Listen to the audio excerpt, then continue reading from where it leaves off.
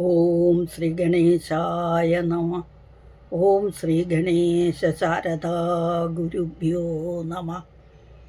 ഓം സദാശിവസമാരംഭാം ശങ്കരാചാര്യമധ്യമാം അസ്മദാചാര്യപര്യന്താം വന്ദേ ഗുരുപരമ്പരാം. ഓം ശിവം ശിവകരം ശാന്തം ശിവാത്മാനം ശിവോത്തമം ശിവമാർഗപ്രണേതാരം പ്രണതോസ്മി സദാശിവം. ഹര ഹര മഹാദേവ സർവമംഗളമാംഗല്യേ ശിവേ സർവാർത്ഥസാധികേ ശരണ്യേ ത്രംബകേ ഗൗരി നാരായണി നമോസ്തുതേ. ഓം ശ്രീ മഹാദേവ്യൈ നമ. ഓം ശ്രീ മഹാത്രിപുരസുന്ദര്यै നമ. ഓം നമ ചണ്ഡികായൈ. ഹരി ഓം. ശ്രീ ശങ്കര ഭഗവത്പാദ വിരചിതം സൗന്ദര്യലഹരി സ്തോത്ര പരമ്പരയിലേക്ക് എല്ലാവർക്കും സുസ്വാഗതം, സുദിനം നേരുന്നു. കഴിഞ്ഞ ക്ലാസ്സിൽ ദേവിയുടെ കടക്കണ്ണോട്ടം അല്ലേ, സർവമംഗളയായ ദേവി അല്പം വിടർന്ന നീലോൽപ്പലം പോലെയുള്ള കാന്തിയോടുകൂടിയ ദീർഘമായ നോട്ടത്താൽ ഞങ്ങളെ ഒന്ന് സ്നാനം ചെയ്യിക്കണേ എന്ന് പറഞ്ഞ്, അതുകൊണ്ട് ദേവിക്കൊരു നഷ്ടവും ഇല്ല, ഞങ്ങളാണെങ്കിൽ ധന്യരാകുന്നു, കൃതാർത്ഥരാകുന്നു എന്നൊക്കെ, ഇത്രയും മാത്രം അങ്ങ് ചെയ്താൽ മതി എന്നൊക്കെ പറഞ്ഞ് നിർത്തി. ഇന്ന് നമുക്ക് പഠിക്കേണ്ട ശ്ലോകം 58-ാമത്തെ ശ്ലോകം. 58-ാമത്തെ ശ്ലോകം വായിക്കാം. അരാളം തേ പാളിയുഗളമകരാജന്യതനയേ നകേഷാമാധത്തെ കുസുമശരകോദണ്ഡകുതുകം തിരശ്ചീനോ യത്ര ശ്രവണപഥമുല്ലംഘ്യ വിലസൻ അപാംഗവ്യാസംഗോ ദിശതി ശരസന്ധാനദിഷണാം. ഇനി നമ്മൾക്ക് വാക്കുകൾ നോക്കാം. അരാളം തേ പാളീയുഗളം അഗരാജന്യ തനയേ ന കേഷാം ആധത്തെ ന കേഷാം ആധത്തെ കുസുമശര കോദണ്ഡ കുതുകം തിരശ്ചീനോ യത്ര ശ്രവണപഥം ഉല്ലംഘ്യ ശ്രവണപഥമുല്ലംഘ്യ വിലസത് അപാംഗവ്യാസംഗ ദിശതി ശരസന്ധാനദിഷണ. ഇതാണ് വാക്കുകൾ. ഇനി അത് വായിക്കേണ്ടത് എങ്ങനെയാണെന്നൊന്നും കൂടി വായിച്ചു തരാം. അരാളം തേ പാളിയുഗളം. ഇവിടെ പാലി ലായായിരിക്കും എല്ലായിടത്തും, അരാലം ലായായിരിക്കും, പാലി ലായായിരിക്കും. ഇവിടെ സംസ്കൃതത്തിൽ ലായും ലായും തമ്മിൽ വ്യത്യാസമൊന്നുമില്ല. ഉച്ചാരണത്തിൽ നമ്മളത് ഏതാണ് വാക്കെന്ന് ഇതാക്കി എടുത്താൽ മതി. അപ്പോൾ ലാ എന്നൊരക്ഷരം സംസ്കൃതത്തിൽ ഇല്ലാത്തത് കൊണ്ട് ലാ തന്നെയാണ് ഉപയോഗിക്കുന്നത്. വായിക്കുമ്പോൾ നമ്മൾ സന്ദർഭമനുസരിച്ച് ലായ ഉച്ചരിക്കണം.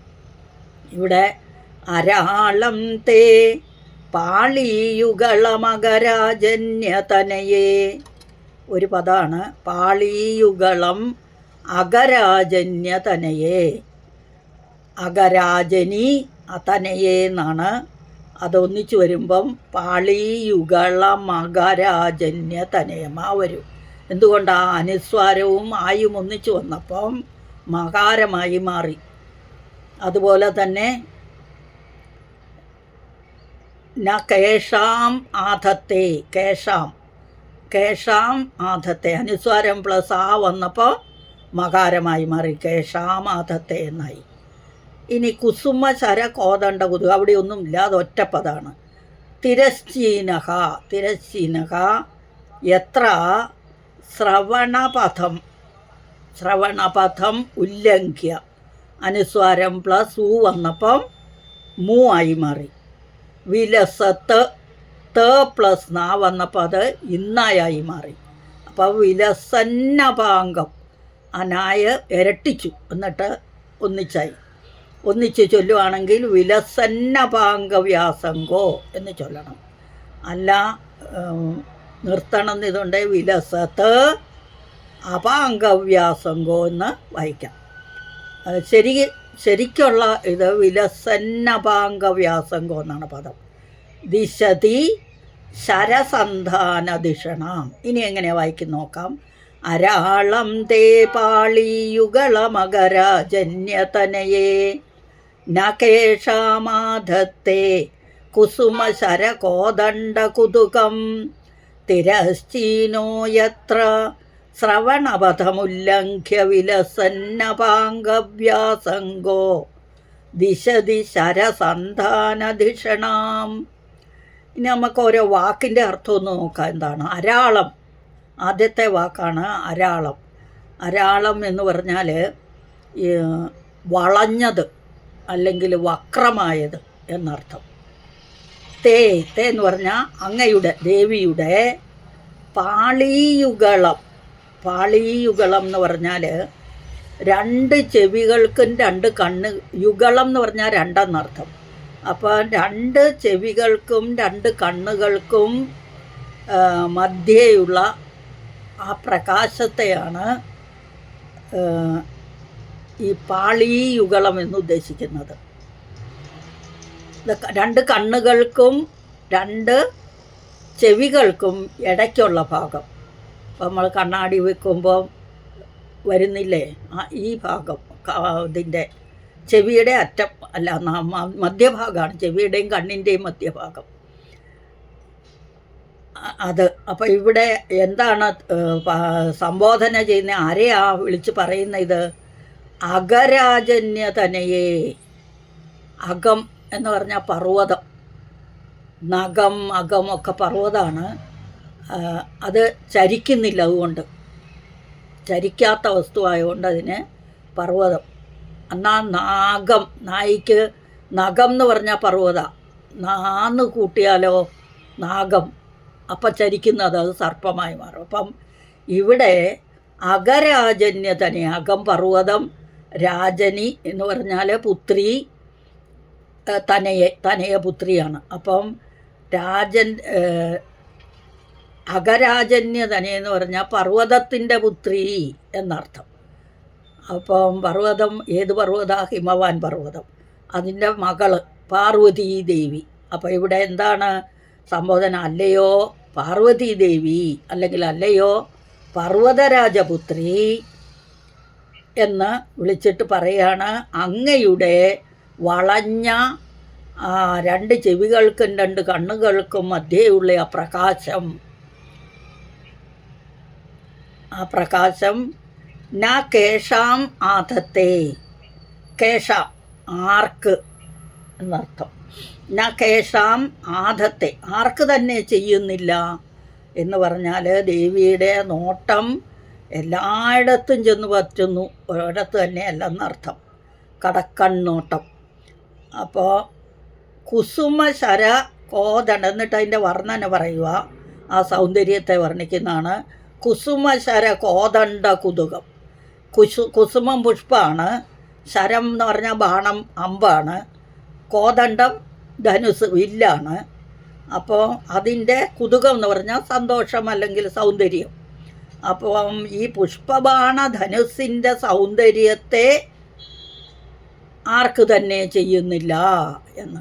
അപ്പോൾ ദേവിയുടെ നോട്ടം എല്ലാവരിലും എത്തിച്ചേരുന്നു എന്നുള്ളതിന് വർണ്ണിച്ച് ആക്കിയതാണ് കവി ഇത്രയും. തിരശ്ചീനോ യത്ര. യത്ര എന്ന് പറഞ്ഞാൽ ഏതൊരിടത്ത്, തിരശ്ചീനമായിട്ട്, തിരശ്ചീനം വിലങ്ങനെ, നേരെയുള്ളത്, വിലങ്ങനെയുള്ള, വിലങ്ങത്തിൽ. ശ്രവണപഥമുല്ലംഘ്യ വിലസത്. ശ്രവണപഥം, ശ്രവണപഥം ഈ ചെവിയുടെ അറ്റം, അതാണ് കർണാന്തികം എന്ന് പറയും. ചെവിയുടെ കർണം എന്ന് പറഞ്ഞാലും ശ്രവണപഥം എന്ന് പറഞ്ഞാലൊക്കെ ഒന്നാണ്, അത് ചെവിയാണ്. അപ്പം ചെവിയുടെ അറ്റത്തെ പ്രാപിച്ച് വിലസത് ശോഭിക്കുന്നു എന്നർത്ഥം. അപാംഗവ്യാസംഗം. അപാംഗവ്യാസംഗ കടാക്ഷദൈർഘ്യം, ദേവിയുടെ ആ നോട്ടത്തിൻ്റെ നീളം എന്നാണ് ഉദ്ദേശിക്കുന്നത്. ദിശതി, ദിശതി എന്ന് പറഞ്ഞാൽ ചെയ്യുന്നു. ശരസന്ധാനധിഷണാം. ശരം ബാണമാണ്, സംയോജനം അത് ചേർത്ത് വയ്ക്കുന്നത്. എന്തിനോട് ചേർത്ത് വയ്ക്കുന്നേ? വില്ലിനോട് അല്ലേ? അപ്പോൾ ആ വില്ലിനെ ഇവിടെ ബുദ്ധിയോട് ഉപമിച്ചിരിക്കുന്നു. ആ ബാണസംയോജന ബുദ്ധിയെ എന്നർത്ഥം. ശരസന്ധാന ധിഷണം, ധിഷണം സാമർഥ്യമാണ്, സാമർഥ്യം ബുദ്ധി ഒക്കെയാണ്. അപ്പം ആ അമ്പ് യോജിപ്പിക്കുന്നു എന്തിനോട്? ആ ധനുസിനോട്, അല്ലെങ്കിൽ ആ സന്ധാന ധിഷണ ബുദ്ധിയോട് യോജിപ്പിക്കുന്ന എന്നർത്ഥം. ഒന്നും കൂടി ആ അർത്ഥം എന്നാന്ന് നോക്കാം. അരാളം തേ, വക്രമായ അങ്ങയുടെ പാളിയുകളും 2 ചെവികൾക്കും 2 കണ്ണുകൾക്കും മധ്യേയുള്ള പ്രദേശം, ആ പ്രകാശം. അഗരാജന്യതനെ അല്ലയോ പാർവതരാജപുത്രി, നാ കേശാമാധത്തെ ആർക്ക് തന്നെ ചെയ്യുന്നില്ല. കുസുമശര കോദണ്ഡ കുതുകം, പുഷ്പബാണധനുസിൻ്റെ സൗന്ദര്യത്തെ.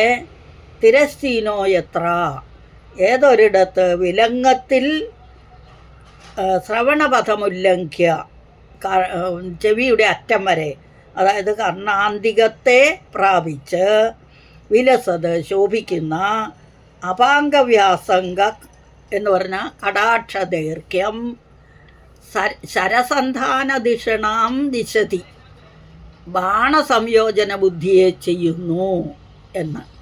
അപ്പം ഇവിടെ ഈ പാളിയുഗളം അഗരാജന്യ അവിടെ മകാരം വന്നു. കേശാമാധത്തെ അവിടെ മാകാരം വന്നു. വേറെ ശ്രവണപഥം ഉല്ലംഘ്യ അനുസ്വാരം പ്ലസ് ഊ വന്നപ്പം വന്നു. ഇത്രയേ ഉള്ളൂ പിരിച്ചു പറയാൻ. ഇനി നമ്മൾക്ക് ആ ശ്ലോകം വായിച്ചിട്ട് അതിൻ്റെ ടോട്ടൽ അർത്ഥം എന്താണെന്ന് നോക്കാം. അരാളം തേ പാളിയുഗളമകരാജന്യതനയെ, മകരാജ എന്നൊന്നും എടുത്തു പറയാൻ പാടില്ല. കാരണം പാളിയുഗളം അഗരാജന്യ, അകം എന്ന് പറഞ്ഞ പർവ്വതം. അപ്പോൾ അത് അനുസ്വാരം പ്ലസ് ആ വന്നപ്പോൾ അത് മകാരമായി മാറിയത്. അപ്പോൾ വായിക്കുമ്പോൾ അരാളം തേ പാളിയുഗളമകരാജന്യതനയെ ന കേശാമാധത്തെ കുസുമശര കോദണ്ഡ കുതുകം തിരശ്ചീനോ യത്ര ശ്രവണപഥമുല്ലംഘ്യ വിലസന്നപാംഗവ്യാസംഗോ. ഒറ്റ പദമാണ് വിലസന്നപാംഗവ്യാസംഗോ. വിലസത്ത് അപാംഗം, ത പ്ലസ് ആ വന്നപ്പോൾ അത് ഇന്നായി മാറി, നായ ഇരട്ടിച്ചു. അപ്പോൾ വിലസന്നപാംഗവ്യാസംഗോ എന്ന്. ദിശരസന്ധാന ധിഷണാം. ഇവിടെ ആരെയാ സംബോധന ചെയ്തത്? അല്ലയോ പാർവതീദേവി, അല്ലയോ പർവ്വതരാജപുത്രി, നിന്തിരുവടിയുടെ ചെവികൾക്കും കണ്ണുകൾക്കും മധ്യേയുള്ള വക്രമായ പ്രദേശം, ആ വളഞ്ഞ പ്രദേശം ആർക്ക് തന്നെ പുഷ്പബാണധനുസിൻ്റെ സൗന്ദര്യത്തെ ചെയ്യുന്നില്ല എന്ന് പറഞ്ഞാൽ എല്ലാവർക്കും പുഷ്പബാണധനുസിൻ്റെ സൗന്ദര്യത്തെ ചെയ്യുന്നു എന്നർത്ഥം. അവിടെ വിലങ്ങത്തിൽ കർണാന്തികത്തെ പ്രാപിച്ച് ശോഭിക്കുന്ന നിന്തിരുവടിയുടെ കടാക്ഷദൈർഘ്യം, ആ നോട്ടത്തിൻ്റെ നീളം ബാണസംയോജന ബുദ്ധിയെ ചെയ്യുന്നു. അമ്പും വില്ലുമായിട്ട് കൂട്ടിച്ചേർക്കുന്നതായി തോന്നുന്നു എന്നർത്ഥം. ഇനി ഒന്നും കൂടി അതിനെ വിശദീകരിക്കുകയാണെങ്കിൽ, നിന്തിരുവടിയുടെ ചെവികൾക്കും കണ്ണുകൾക്കും നടുവിലുള്ള വളഞ്ഞ പ്രദേശം കാമദേവൻ്റെ ആ കാമദേവൻ്റെ വില്ലാണോ എന്ന സംശയത്തെ ജനിപ്പിക്കുന്നു. നമ്മൾ ദേവിയുടെ പുരികക്കൊടികളെ കുറിച്ച് പഠിച്ചപ്പോഴും ഇത് തന്നെ പറഞ്ഞ കാമദേവൻ്റെ വില്ലാണോ ആ പുരികക്കൊടി എന്ന് അല്ലേ. അപ്പോൾ എന്തുകൊണ്ടെന്നാൽ വിലങ്ങത്തിൽ ചെവിയെ അതിക്രമിച്ച് ശോഭിക്കുന്ന കടാക്ഷ ദൈർഘ്യം, അതിൻ്റെ നോട്ടത്തിൻ്റെ നീളം വില്ലിൽ തൊടുത്ത ബാണമാണോ എന്ന സംശയത്തെ ഉണ്ടാക്കുന്നു എന്നർത്ഥം. അപ്പോൾ ഒന്നുകൂടെ ശ്ലോകം വായിച്ച് ഒന്നുകൂടെ ഒന്നിച്ചുള്ള അർത്ഥം പറയാം. അരാളം തേ പാളിയുഗളമകരാജന്യതനയെ നകേഷാമാധത്തെ കുസുമശരകോദണ്ഡ കുതുകം തിരശ്ചീനോ യത്ര ശ്രവണപഥമുല്ലംഘ്യ വിലസന്നപാംഗവ്യാസംഗോ ദിശതി ശരസന്ധാനധിഷണാം. അല്ലയോ പർവ്വതരാജപുത്രി, നിന്തിരുവടിയുടെ ചെവികൾക്കും കണ്ണുകൾക്കും മധ്യേയുള്ള വക്രമായ പ്രദേശം ആർക്ക് തന്നെ പുഷ്പബാണധനുസിൻ്റെ സൗന്ദര്യത്തെ ചെയ്യുന്നില്ല? എല്ലാവർക്കും നേരെ ചെയ്യുന്നു എന്നർത്ഥം. അവിടെ വിലങ്ങത്തിൽ കർണാന്തികത്തെ പ്രാപിച്ച് ശോഭിക്കുന്ന നിന്തിരുവടിയുടെ കടാക്ഷദൈർഘ്യം, ആ നോട്ടത്തിൻ്റെ, ദേവിയുടെ കടക്കണ്ണോട്ടത്തിൻ്റെ ഇല്ലേ, കൺമിഴി തുറക്കണേ കനിവിലൊന്നു നോക്കണേ, ഒരു പാട്ടുണ്ടല്ലോ അതിൽ. അപ്പോൾ ദേവിയുടെ ഒരു കടക്കൺ നോട്ടം മതി നമ്മളെ എവിടെ കൊണ്ട് എത്തിക്കും. ആ നോട്ടത്തിന് നമ്മൾ എന്ത് ചെയ്യണം? അത്രയും പുണ്യം ചെയ്യണം അല്ലേ. അതാ ഇവിടെ പറഞ്ഞ കടാക്ഷ ദൈർഘ്യം കാമദേവൻ്റെ ബാണസംയോജന ബുദ്ധിയെ ചെയ്യുന്നു എന്ന് പറഞ്ഞാൽ എല്ലാവിധ ഐശ്വര്യങ്ങളും എല്ലാം ഉണ്ടാകുന്നു ദേവിയുടെ നോട്ടമുണ്ടെങ്കിൽ. അപ്പം നിന്തിരുവടിയുടെ ചെവികളും കണ്ണുകൾക്കും നടുവിലുള്ള ആ വളഞ്ഞ പ്രദേശം കാമധനുസാണോ എന്ന സംശയത്തെ ജനിപ്പിക്കുന്നു.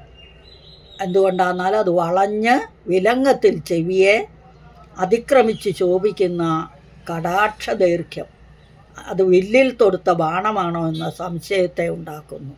അതുകൊണ്ട് അരാളം ദേവ്, മൂടെ ശ്ലോകം വായിക്കാം. അരാളം തേ പാളിയുഗളമകരാജന്യതനയേ. എല്ലാവരുടെയും പുസ്തകത്തിൽ അരാലം പാലി യുഗളം ലായായിരിക്കും കേട്ടോ. പക്ഷേ സംസ്കൃതത്തിൽ ലാ എന്ന അക്ഷരമില്ലാത്തതുകൊണ്ട് നമ്മൾ സന്ദർഭം അനുസരിച്ച് ലാളാന്ന് ഉച്ചരിച്ചോണം.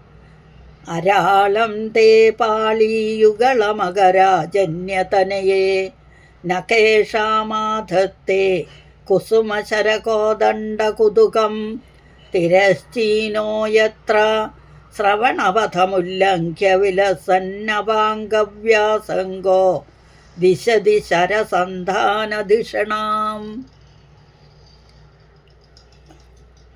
ഹരി ഓം. ഇതോടുകൂടി ഇന്നത്തെ ക്ലാസ് അവസാനിച്ചു.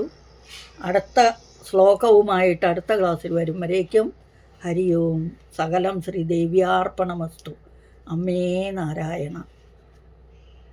അപരാധസഹസ്രാണി ക്രിയന്തേ ഹർനിശം മയാ ദാസോയമിതി മാമത്വ ക്ഷമസ്വ പരമേശ്വരി. ആവാഹനം ന